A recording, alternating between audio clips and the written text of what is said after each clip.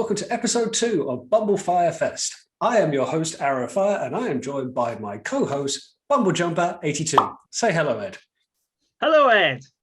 How are you doing? Are you all right? Not bad. Enjoying a bit of bank holiday chilling, it's got to be said. Absolutely. Well, one of the greatest things you can do on a bank holiday weekend is watch an episode of Transformers, which is what we have done. And you may have seen from our last video that we mentioned we were going to be reviewing one of the more infamous episodes of Transformers history. Ed, would you like to remind our viewers what episode that was? It is the brilliant Carnage in C minor. Now, I had this as a child on VHS, and I have a sweet spot for this episode. I'm sure you don't, so it's going to be interesting to talk this one through. So in this episode, essentially, the Autobots and Decepticons land on a faraway planet where the entire infrastructure is built on musical harmonies. And the Decepticons decide that they're going to use it as a weapon because it can be used to create or destroy, and they want to turn it against Metroplex. The Autobots are trying to stop them, a war breaks out, and there is an element of conflict between the inhabitants of the planet, 3 of which provide this harmony, and the Decepticons and Autobots. And that's essentially what happens. I can't really argue with that. That's pretty bang on to the synopsis. Yeah, it's not the most complex story you'll find, and quite often a battle ensues because, of course, it does. The only difference that does happen quite a bit in Series 3 is another world's involved. Another race has been dragged into the Cybertronian civil war that we hear so much about. What makes this one special is, as Ed has said, there is a harmony involved that the Decepticons tried to turn into a mass weapon. So yeah, that is this episode in a nutshell. On to our first segment, which is Commercial Break, where Ed and I discuss what toy they are trying to sell to us via commercial through this episode. So Ed, I'll start with you. What toy do you think Hasbro, Takara are trying to sell to us? Well, my first choice was Ultra Magnus. He's front and center in this episode. He is the de facto leader, and Rodimus Prime doesn't even feature in this episode. It's very much an Ultra Magnus episode. He's very much beating up Galvatron at the beginning when they're on that asteroid, and he essentially leads to the engines being blown up, and then the asteroid gets cast over the planet, and that's how the interaction happens. Also on the planet, he gets one of the singing guys goes into him, and he's attacking the Decepticons. He's pretty awesome in this, and obviously he's the leader. So I think to myself, yeah, when I was a kid, I had this on VHS, and I wanted a Magnus when I saw that. It's a good call, isn't it? And you're absolutely right. He is the de facto leader in this one because there's no Rodimus, no hint of Optimus at all. So yeah, it's even though Galvatron's turned up with Soundwave, so we got fairly high-ranking opposition, Magnus is calling the shots on this one. And so yeah, that's a pretty good call, particularly when you see some of the interesting animation moments and then quite how big and strong Magnus is, but I'm sure we'll cover that. We'll get to that. Yeah, we'll get to it. Don't worry, we'll get to that. So for me, my one, it's a bit of an interesting choice.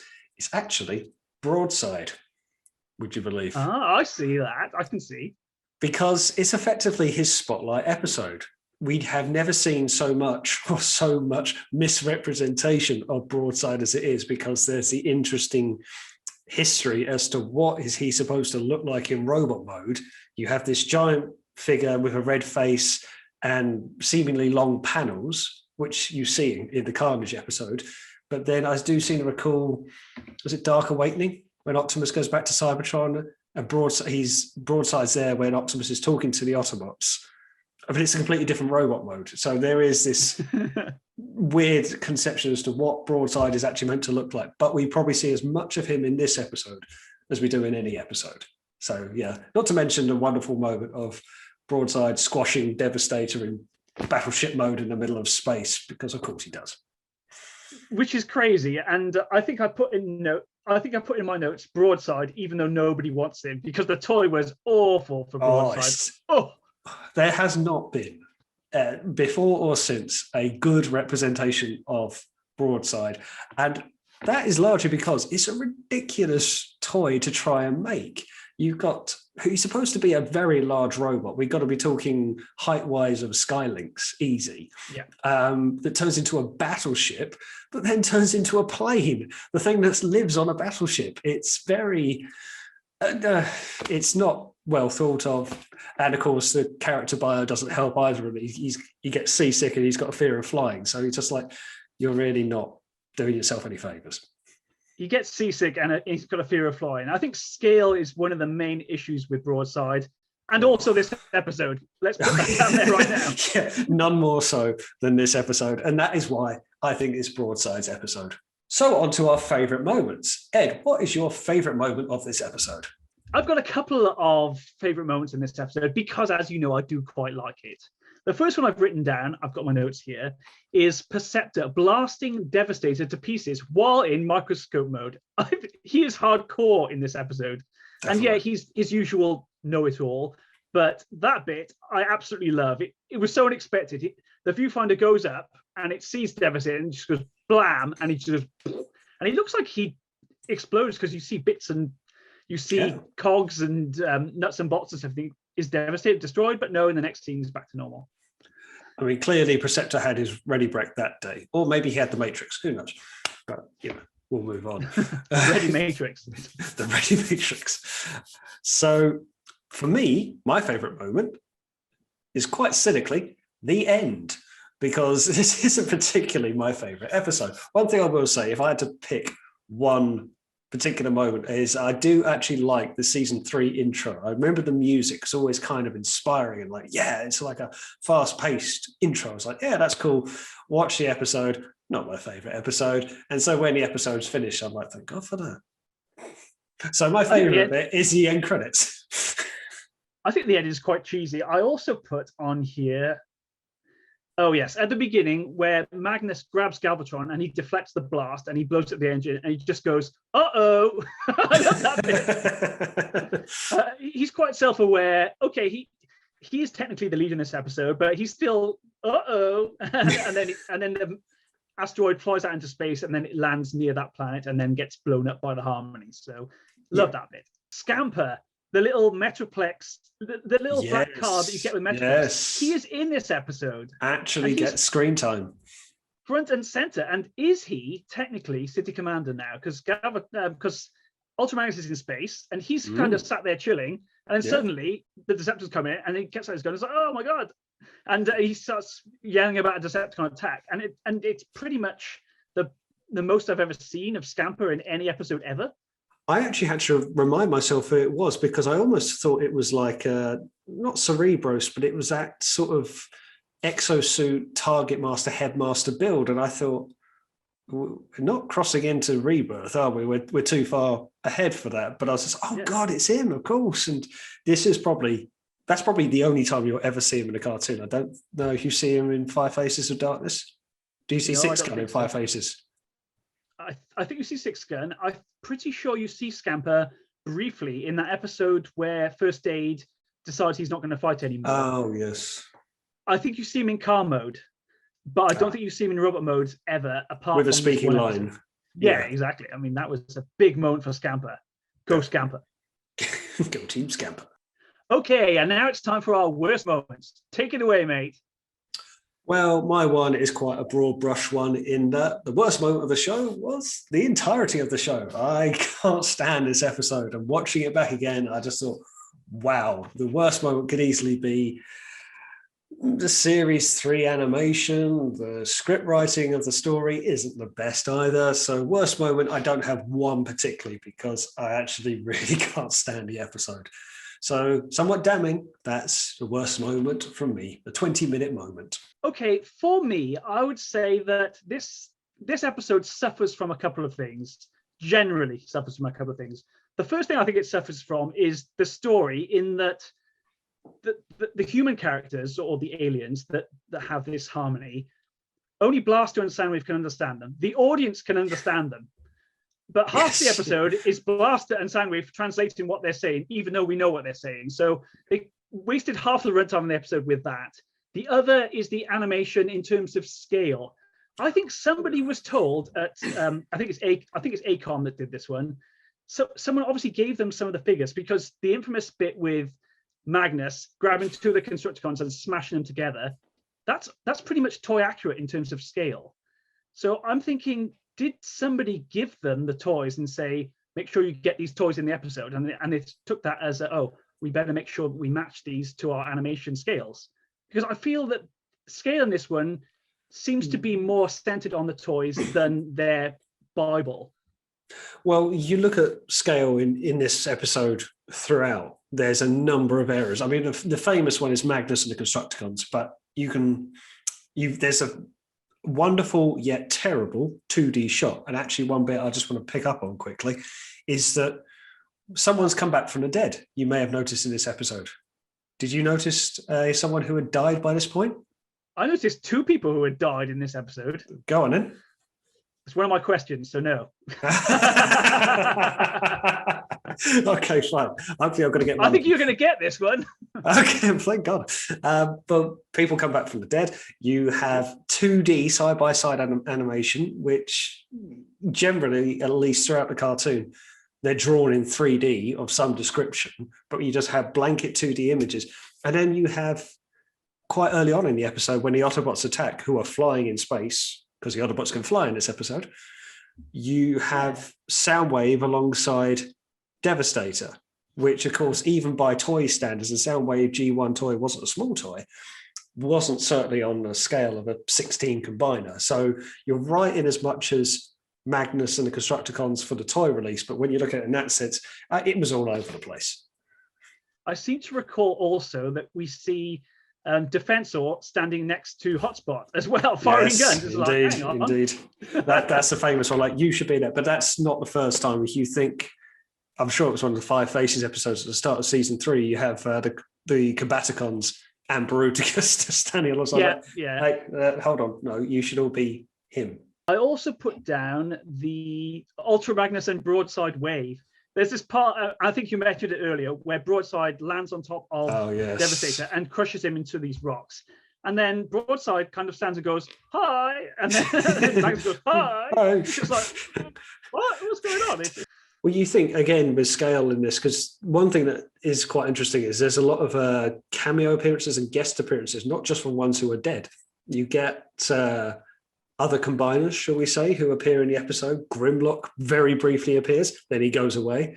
Right in the beginning, Grimlock's there, and when they're flying in towards the meteorite, because Galvatron's going to shoot that meteorite towards Metroplex, and you see Grimlock, clearly Grimlock. I rewound it.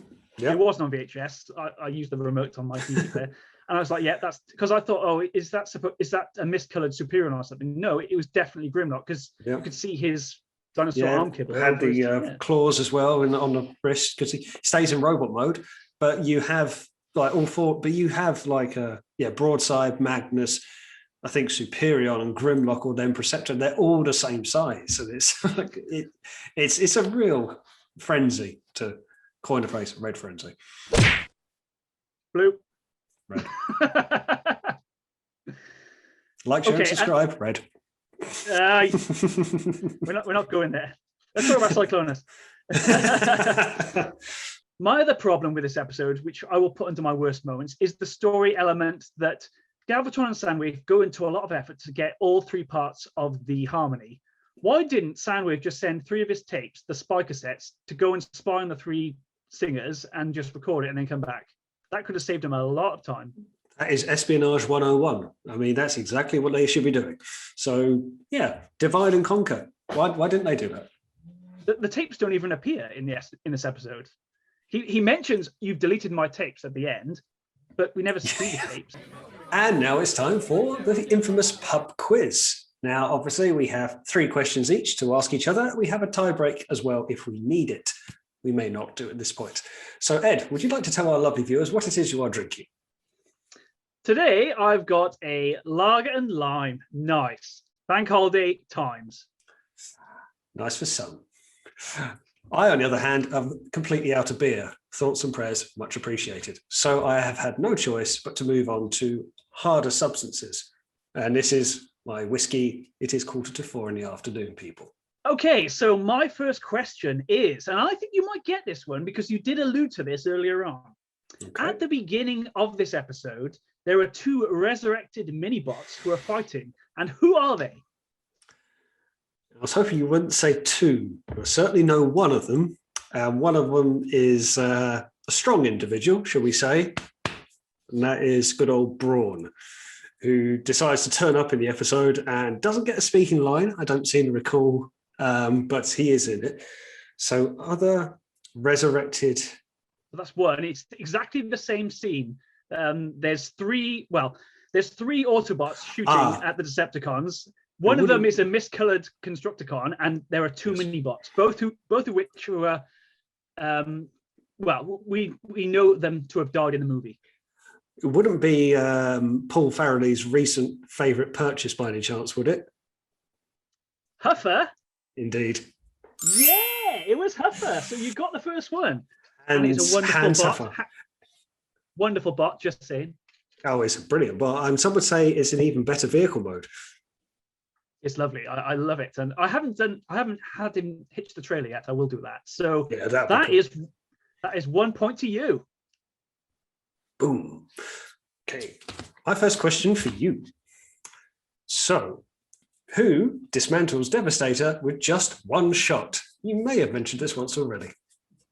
Perceptor. Ooh. However did he get that one?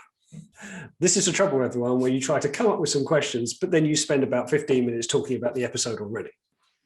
Question number 2, and I think you might get this one as well. I've been really kind in this one. So my question, the Decepticons get the harmony from the inhabitants of the planet, the main three, in what order? What do you mean, what order? Well, there were three individuals, each of which have a third of the secret. Yes. What order do they get them in? I don't need their names. Just a description of the person they get them from. Oh, but I get the first one from the daughter, if that's sort of what you're after. The second one is from the father. I don't think we even know if he's supposed to be or if he's the ruler of the planet. Is that right? Is that not? When you say the daughter, I'll give you that because it's the female. They get it from her name's Allegra. They get it from Allegra first. Yeah. And then they get it from what, the guys? Do you want the guy's name? Well, there's two guys. There's the older guy and there's the young guy. Which one do they get from second? I thought it was from the older guy second and then the younger guy last. Oh. Was it the other way around? Is it the younger guy is C-Bob, isn't it? Is Z-Bob, yeah. Z-Bob, that's it.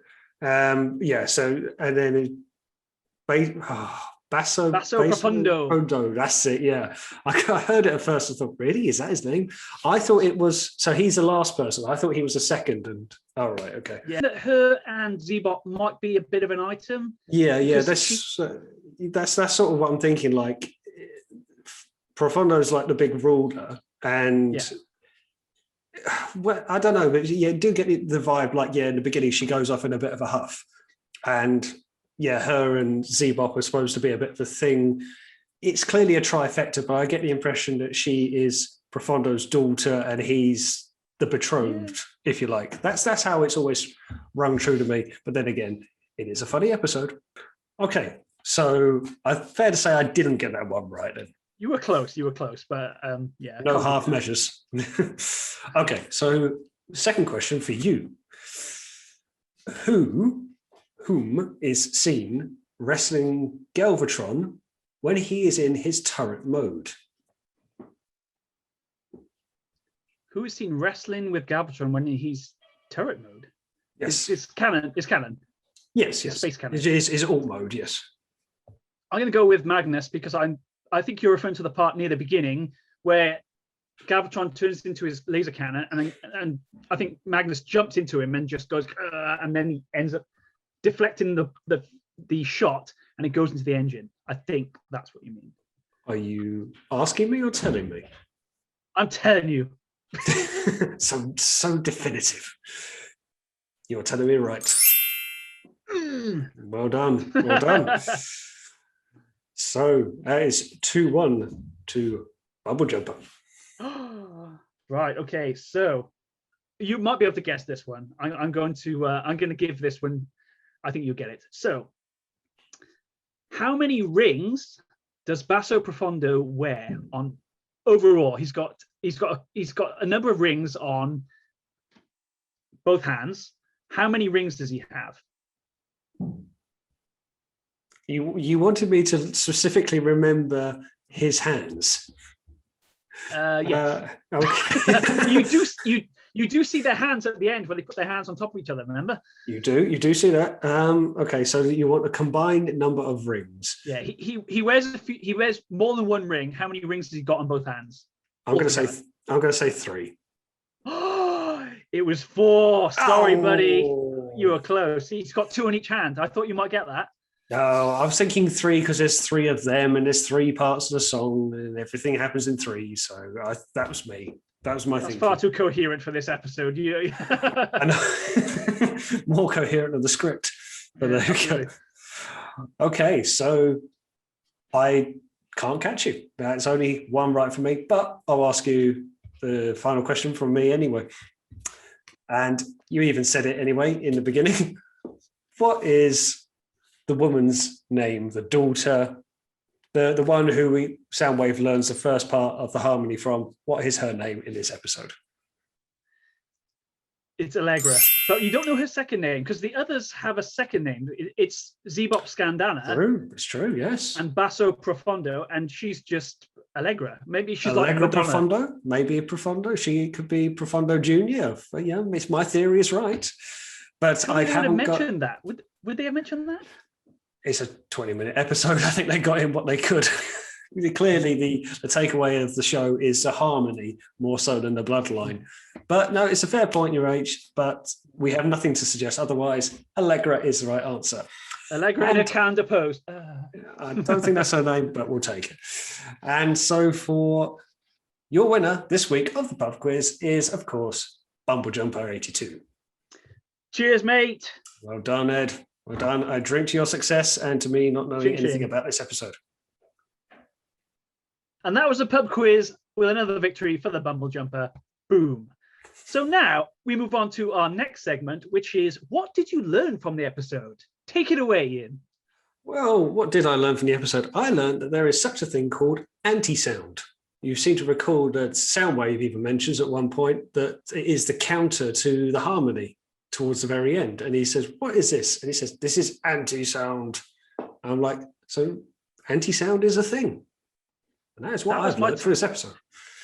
That was actually my tie-break question, which was, what is anti-sound? Effectively, white noise is anti-sound. They do make a reference to it. White noise. It's static, yeah, white noise. And it's a shame because I actually might have got a question right had you have asked that. But it is something that I will take away from the episode. The anti-sound is a thing. How about yourself? Well, the thing that I mentioned in my notes was Galvatron really has it in for Metroplex in this episode, because at the beginning, he wants to get that ball of ice towards Metroplex. And then by the end of the episode, he wants to take the harmony, use its destructive powers against Metroplex. He certainly doesn't want anything of Metroplex in this episode. He really has it in for him. Yeah, it is kind of the overall goal to destroy Metroplex, not Rodimus, not Autobot City or anything like that, or Cybertron. It's no, I want Metroplex gone. And you think, okay, it's Metroplex's turn. So on to one of our last segments, and it is conclusions. And would you watch this show again? Not this show, of course. You are going to watch this one again, but would you watch Carnage in C minor ever again? You know I will. I'll definitely watch Carnage in C minor with my son when he's a bit older, because I like this episode, despite the fact that the story's a bit wonky and the animation is definitely wonky. I think it's fun. There's conflict with these aliens that they meet. Magnus is front and center, and I think he's pretty cool in this episode. And you get to see Scamper in his only appearance in robot mode. It's not a bad episode. It's got a bad rep. I don't think it's the worst episode of G1. Well, that's typical Ed making that making lemonade out of lemons. I think it's fair to say, because I will have to respectfully disagree. I think it is the worst episode in Generation 1. I probably will not watch this episode again if I can help it. It was a bit of a chore to watch it this time. Okay, and recommendations. Now, we've had a couple of recommendations for our next BumbleFyre Fest. we've had Call of the Primitives and The Girl Who Loved Powerglide. So if you have any other recommendations for Arrowfire and myself to review, pop them in the comment section down below. Thank you. And that draws our episode to a close, but somebody lost the quiz again, and somebody has to do the forfeit again. So over to my colleague, Mr. Arrowfire. Getting used to this now. I can do it with my eyes closed. Thank you for everyone watching. Do keep an eye out for our next installment. Do also give a follow to my channel, Arrowfire, and to Bumblejumper82. And also, if you feel inclined, like, share, and subscribe to this video. And buy my merch. You have no merch. You don't have any merch, no. Let's make some. So I'll start drawing on t-shirts. Absolutely, yeah. With tomato ketchup, just spray it on there. Thanks for watching. See you later. Bye-bye. Yeah, segment is fine. Segment is fine. Okay. So on to our first segment, and that is commercial break, where we're trying to work out, not work out. Come on, get your head in the game. Okay, cool. Nice one. Nice. Good. Right. Okay. So favorite moments and worst moments. Okay. So, do I actually have a favorite moment? I've got a couple of favorite moments because I do quite like this episode. My first moment I've marked up is Perceptor demolishing. I can't even speak. That's for the outtakes. No, there's one bit I missed. There's one other bit I missed. Editing. Go. What is it? Nice. Okay, I think we did quite well with worst moments. So, I just kind of basically said the episode, and you came up with some very constructive points, and I was just like, I'm a bit concerned. And mine's just a bit like, it's a shit, and I'm not even trying. But no, that was a good one. Right. So.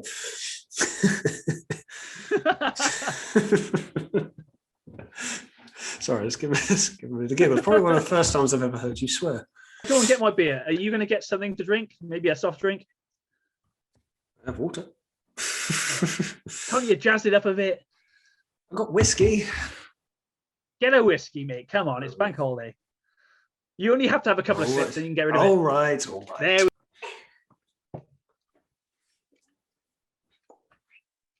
Ed, what are you doing? What? I haven't even got my headphones on. I just saw that come back in. By the way, that's staying in. I just realised that I didn't press record, so you're going to have to send me the footage so I can do a trailer. Oh, what a schoolboy error. As long as your hair doesn't start falling out, you'll be fine. If my hair falls out, my subscribers go away. Oh, I'll watch you. I'll watch you if you're as bald as a plucked chicken, mate. Oh, you sound like my wife. Re-record, not fade away. Re-record, not fade away. Okay, and now on to recommendations. So we've had a couple of recommendations for our next BumbleFyre Fest, which is Call of the Primitives and The Girl Who Loved Powerglide. So if you've got another recommendation for us, pop it in the thing down below that I've forgotten. In the chat or comment section. Okay, you can send it via carrier pigeon. It's fine. It will reach us. Answers on a postcard. No, I'll do that bit again. So if you have a recommendation for us, pop it down in the... Oh! What is it? Pop it down in the... Comments. The comments section. Yes, that's it. Comment.